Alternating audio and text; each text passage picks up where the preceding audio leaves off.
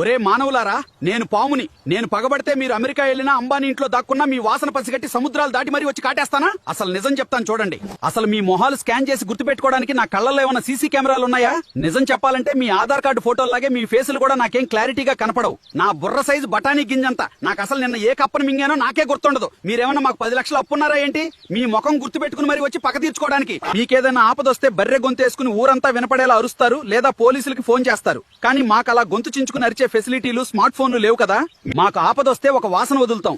అది పసిగట్టి వేరే పాము వస్తే మేమంతా ఒకేలా ఉంటాం కాబట్టి జంట పాము పగ తీర్చుకోవడానికి వచ్చింది అని మీరే కన్ఫ్యూజ్ అవుతారు. మిమ్మల్ని చూస్తే నాకు భయమే. నా దారిని నేను పోతుంటే నా తోక తొక్కితే సెల్ఫ్ డిఫెన్స్ కోసం కరుస్తాను తప్ప ఊరికే కరవడానికి మీతో నాకేమైనా ఆస్తి తగాదాలు, పొలిమేర పంచాయతీలు ఉన్నాయా ఏంటి?